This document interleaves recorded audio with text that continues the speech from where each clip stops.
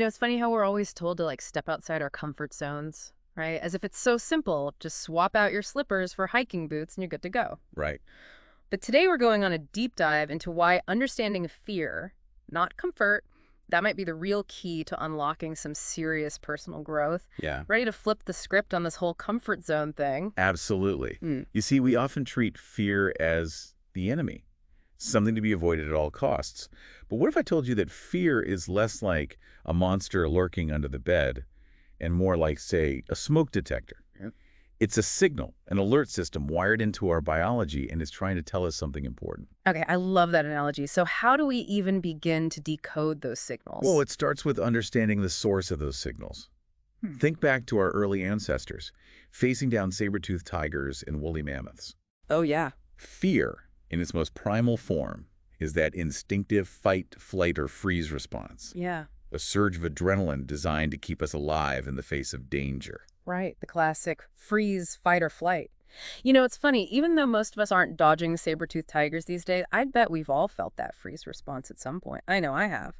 That heart-pounding, mind-racing sensation when you're about to give a big presentation or step into a room full of strangers. Oh, absolutely. I remember once, early in my career, Oh, do tell. Give us the story. well, I had to present this research project, years of work, to a room full of renowned scientists in my field. And as I stood up there about to address the crowd, I completely froze. My mind went blank, my palms were sweating, and I'm pretty sure my heart skipped a beat. All those intricate details, years of research, vanished in a cloud of pure, unadulterated fear. Wow, I can only imagine. And you're an expert in your field. It's oddly comforting to know that even brilliant minds experience those moments.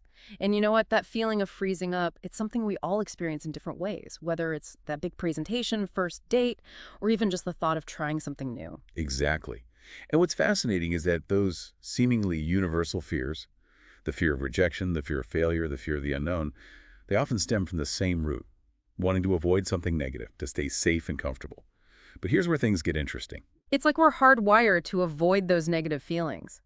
But what if, and hear me out on this, what if by running towards those uncomfortable edges, those moments that make our hearts race a little faster, what if we actually unlock some incredible personal benefits? Because our research actually dives into some pretty amazing advantages of stepping outside that comfort zone, and honestly, they sound like superpowers to me. They're definitely superpowers worth cultivating. Think of it this way. Each time you confront those fears, you're essentially leveling up in the game of life. Okay, I am so into this video game analogy, so tell me more about these level up benefits. What's the first superpower we unlock?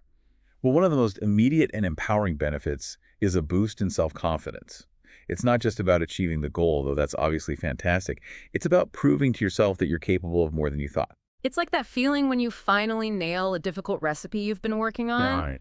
Suddenly, you're not just a person who enjoys cooking, you're a culinary wizard. Exactly. And that confidence snowballs. Each time you push past a fear and succeed, it reinforces this belief in your own abilities. You start thinking, well, if I did that, what else can I do? It opens up a world of possibilities. I love that. Okay, so confidence boost. Yeah. Check. What's the next superpower on the list? Stepping outside your comfort zone also expands your world in countless ways. And I'm not just talking about geography here, although travel can be an amazing way to push those boundaries. It's about opening yourself up to new perspectives, new cultures, new ways of thinking and being. So it's less about the places you go and more about the mental and emotional landscapes you explore. Precisely. Every time you try something new, meet someone different from you, or challenge a long-held belief, you're essentially widening the lens through which you see the world.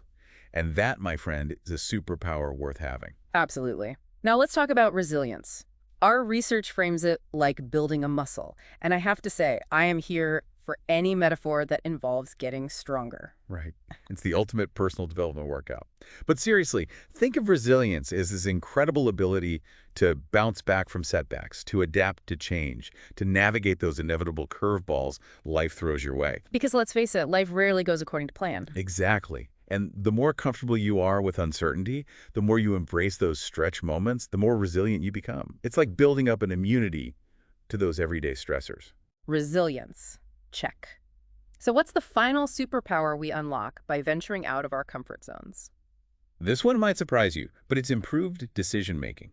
Hmm. You see, when you're constantly challenging yourself, you're forced to think more critically, problem solve on the fly, and get resourceful with the tools and information you have available. So it's like you're training your brain to become this agile, adaptable decision-making machine. Precisely.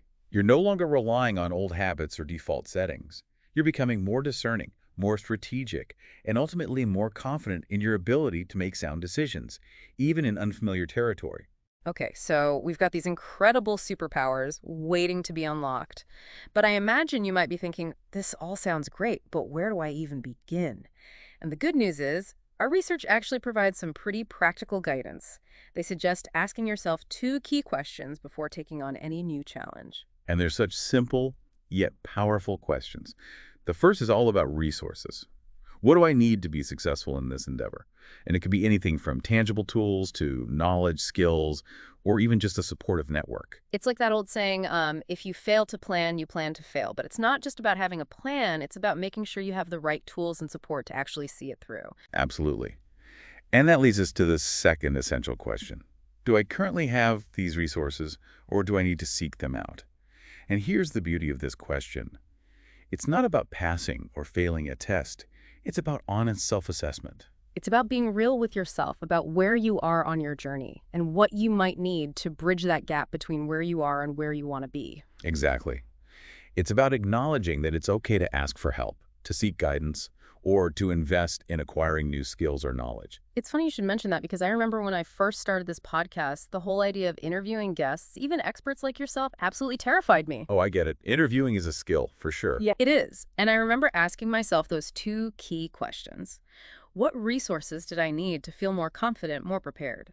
Well, for starters, I knew I needed to up my research game, really dive deep into my guests' work and expertise. And I knew I needed to practice my interviewing skills, find my rhythm, so to speak. So I did a bunch of mock interviews with friends, even recorded a few practice episodes just to get comfortable behind the microphone. You know, what's fascinating about your experience is that it perfectly illustrates this powerful shift from fear to challenge.